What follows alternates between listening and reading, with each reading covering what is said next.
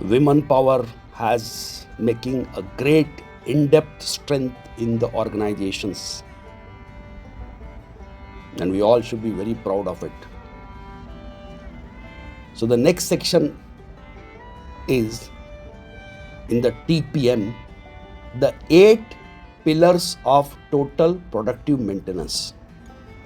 What are the pillars? On what basis the building or the structure of total productive maintenance is built? Autonomous maintenance. Operators performs basic maintenance task, includes cleaning, lubrication and simple repair. Autonomous maintenance should keep going on. Just keep going on. I will give example of this, by the way. One of the time I was made maybe in 2002, 2003 around. I was given a responsibility of a base. I'm in oil and gas industry, so I have been given a responsibility of almost 50 big vehicles, who are doing a different operating, who are doing the various jobs, specialized jobs for our oil wells. So one of the typical problem was there that vehicles for each job, different names are there in oil industry, hydrofracturing job, acid job, correct? CTU, coil tubing unit, different jobs are there. So for each job, 5-6 big trucks with different applications, they do a different job in that operations. They go to well and they call well doctors. So they go there and they perform the job. So in the morning, every day when the vehicles will start for the operation, 2-3 vehicles will have a starting trouble. Okay? And then our electrician will go, he will put a jumper and he will start the vehicle and it will go. This was a common phenomenon.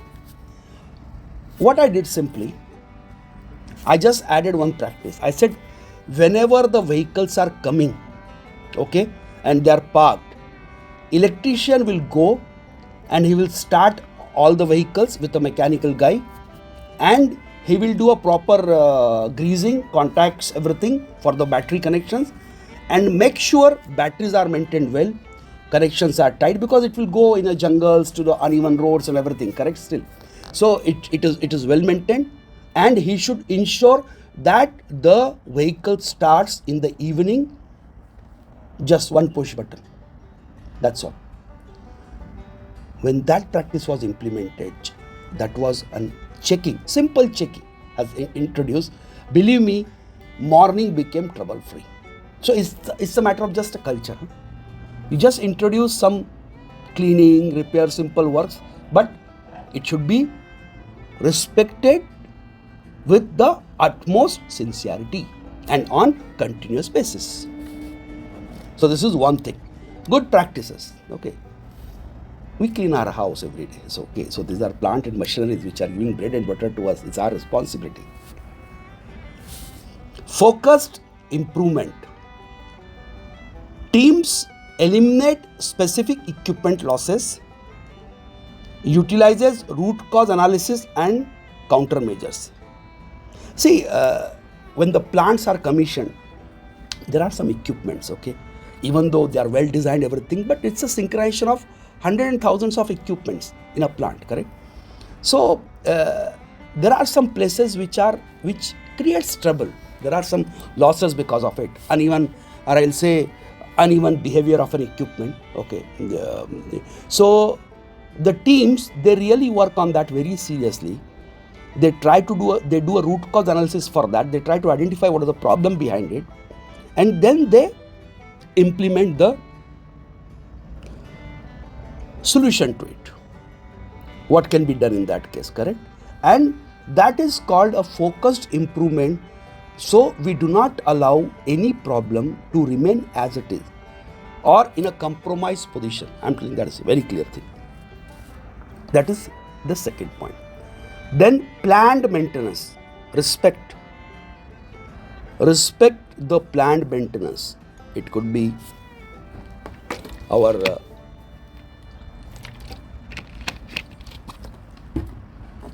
major repair, minor repair, major service, minor service, kilometer link things, running hour links, anything.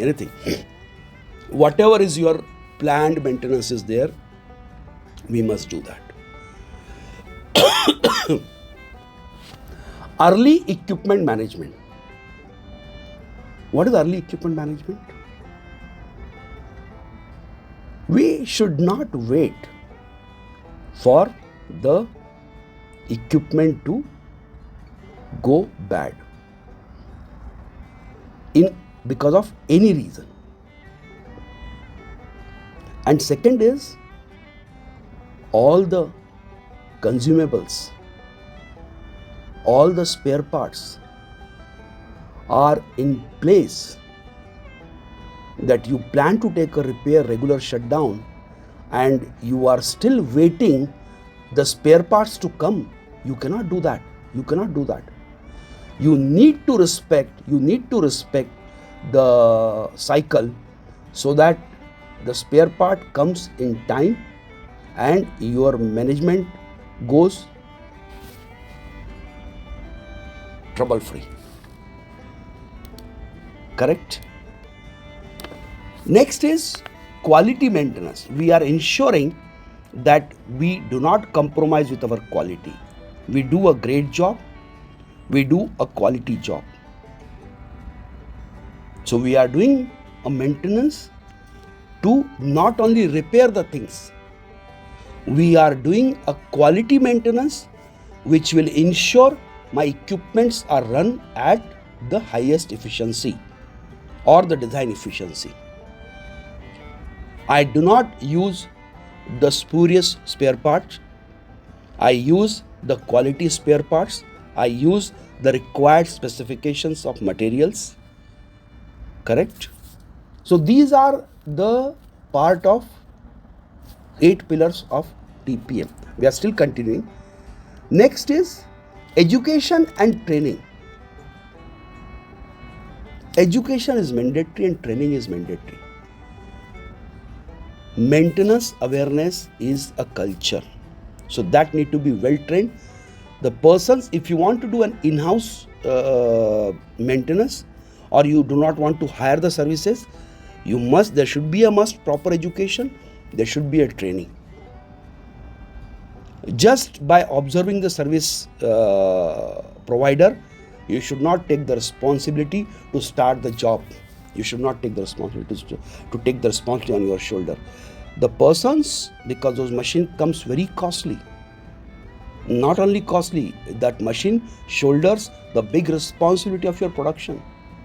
It may lead you to a much higher losses than the cost of training, education is negligible. It's negligible. Safety and environment, very important. Your equipment must be safe. Your productive maintenance should ensure that your equipments are safe and you do not impact the environment. Do not impact the environment. No spillage, no abnormal exhaust from your stacks. Correct? So all these aspects are very important. No spillage. You are not throwing the waste in surroundings when you are maintaining the things. So all these things are very important. And the earth pillar is office TPM. See, you must have heard in project management there is an office called PMO office, correct? Project management office. Okay. Similarly, there is a TPM office also.